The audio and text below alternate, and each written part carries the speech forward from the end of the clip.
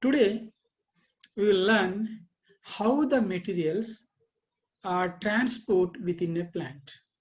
So, as in the organisms like human beings, there is a highly evolved transport system. The materials are transported through that. In the same way, there should be a system that should transport materials in the plant.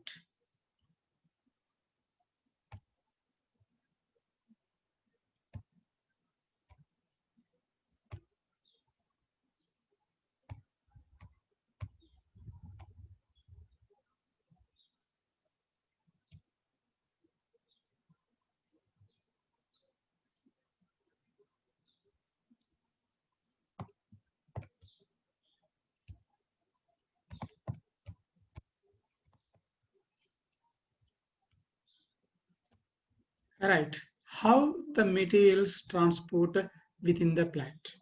That we have to know. The water absorbed by root and the food prepared by leaves, these two are supplied to the remaining parts of the plant body by vascular bundles. These vascular bundles comprises xylem and phloem. So here the water is absorbed by the root system, you know very well. That will be transported to the tip of the plant. In the same way, the food materials are synthesized in the leaves and they should be transported to each and every cell of the plant. So that transportation will be done by vascular bundles. Vascular bundles, right? Then these vascular bundles are having the two types of tissues, xylem and phloem. So xylem is meant for the transportation of water and minerals. Then the phloem, this phloem transports the food materials in the plant which are synthesized in the leaf. Then in the root, the xylem tissue is situated towards the exterior while in the stem towards the center. So here the xylem, the location of the xylem in the root is towards the exterior, towards the outside or towards the periphery. But in the stem, this xylem is situated in the center. So in this topic, we are particularly discussing about the transportation of water through the xylem. Then how the water enters into the root hairs. The root system is there in the soil. That root contains lateral branches. Those lateral branches divide and redivide and they produce small minute hair-like structures which are called as root hairs. Those root hairs will penetrate in between the soil particles. So in the soil, the water is there. That water is called as soil water. That water is called soil water. So when we compare the soil water with the sap which is present inside the root hairs, root hair is a cell. Root hair is the epidermal cell which extends out, which give an extension like a hair. So that entire structure is a single cell. So the sap in that, we are comparing here the sap in the root hair cell and the soil water which is present outside the root hair. The soil water is an extremely dilute solution when we compare with the cell sap of the root hair. Therefore, water will pass into the vacuole of the root hair. So by which process? That process is called as osmosis, which you have studied in your ninth class about this osmosis. So the water is an extremely dilute solution of salts.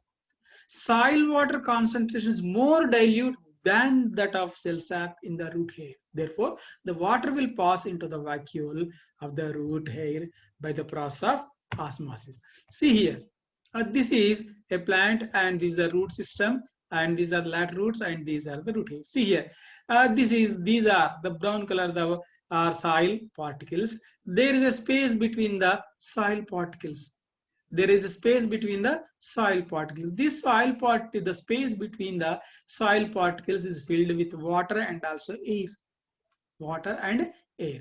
So here, this water will enter into the root hair through the membrane, the plasma membrane. So that process is called as osmosis. So through the osmosis, water enters into the root hair cell. So this is the epidermal cell of the root. This is also epidermal cell of the root, but the epidermal cell of the root give a long hair-like extension. So this is called a root hair. This root hair is a single cell structure, unicellular, like the other epidermal cells. Oh, in this way, these root hairs absorb water from the soil by the process of osmosis. So here, the water enters here, the root hair. These are soil particle. Once the water enters into this root hair and passes through these neighboring cells, these are all neighboring cells, which in turn diluted and finally enter the xylem. See here, this is xylem. What we told, this is the xylem in the root is towards the exterior. So this is the exterior of the vascular bundle, right? So here, this xylem, the water from the root hair, the water absorbed by the root hair will pass through these neighboring cells and lastly enters into the xylem. This is called as radial conduction. What is the radial conduction? The transport of water from root hairs through these neighboring cells, that is cortical cells, and it enters into the xylem. This is called as radial conduction. Then so here this is a root system, the stem and this leaf. So here when the water is absorbed into the roots and when that passes into the xylem, when the water reaches the xylem, there in the xylem vessels a force is formed. In the xylem vessels a pull or force is formed. That force will lift the water in through the xylem vessels. This force which is formed in the xylem vessels after receiving the water is called a root pressure. Here that is root pressure. So a pressure in xylem vessels developed which forces the water in upward direction. This pressure is known as a root pressure. Then what you are thinking, this root pressure is sending the water from the lower point to the upper point. But don't think that root pressure is not the main cause of the movement of water in xylem, but it is a certainly factor. There are some other factors also, right? The root pressure is not the main cause of the movement. The root pressure is not the main cause of the movement in xylem, but it is certainly a factor. So what are those other factors? We'll know in the next topic, right? Then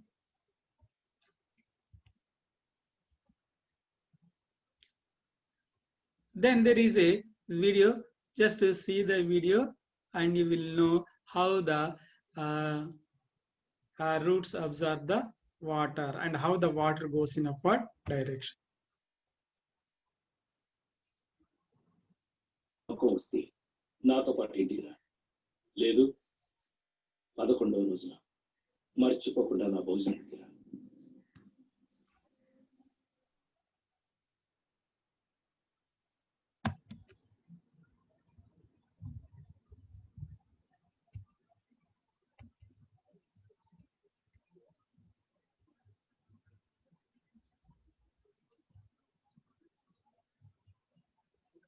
Right, this is about the how the water is transported, how the water is transported from the roots to the tip of the plant, right? Then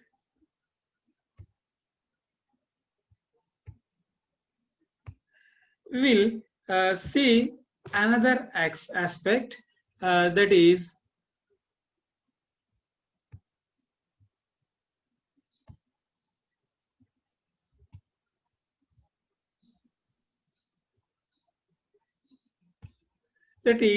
I experiment to prove the pressure of root pressure. So what we told, there is formation of the root pressure in the root in the xylem vessels after receiving the water. So we have to prove that root pressure.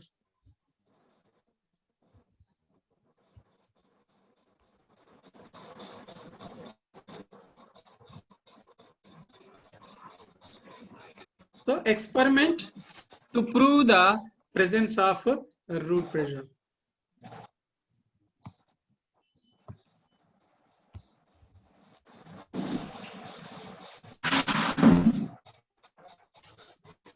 Experiment to prove the presence of root pressure. What is the root pressure?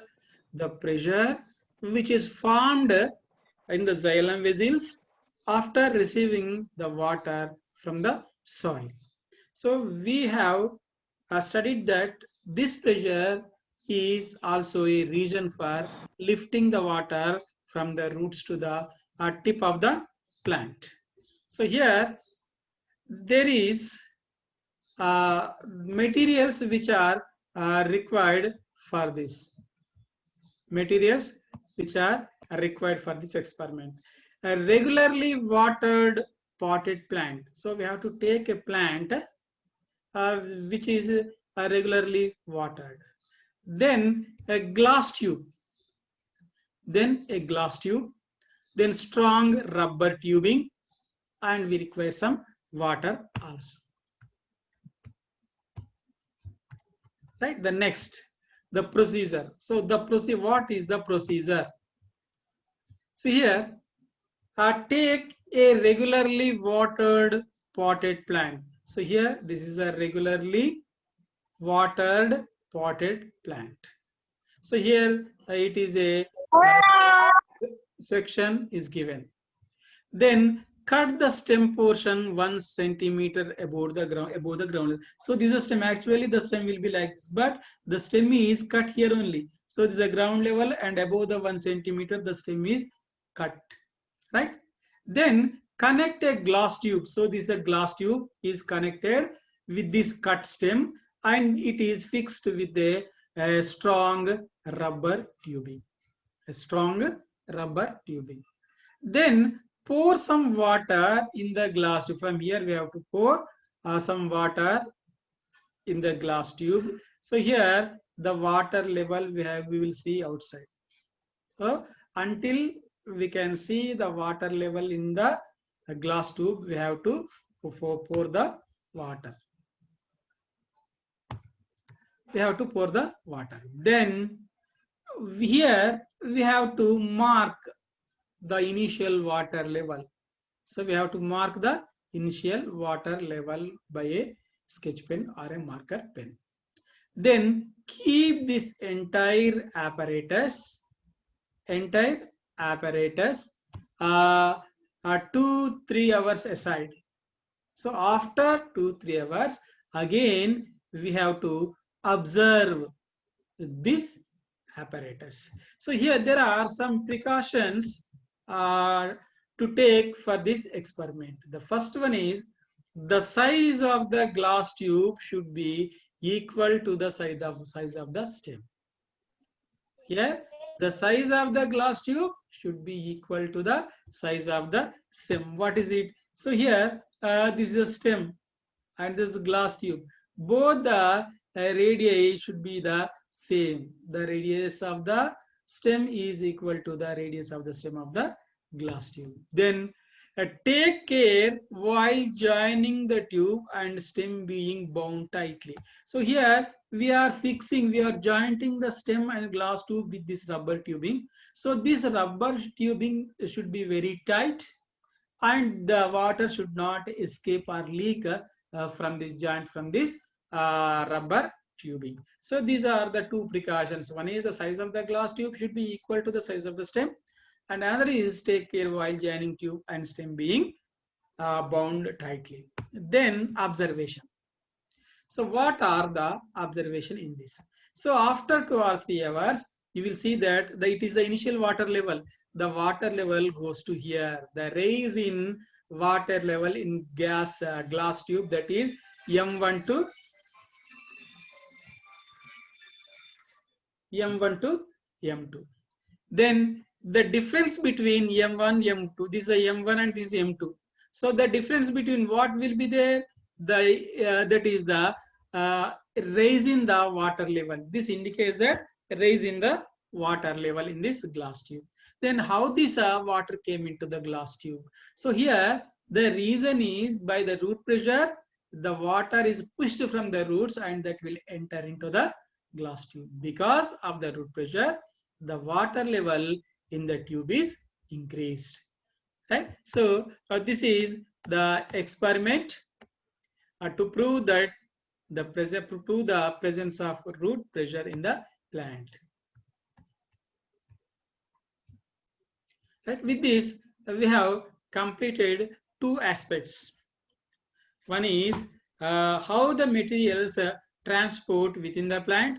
Another is there is an experiment to prove that the presence of root pressure in the plants. So in the next class, we will see the water, how this water will be transported.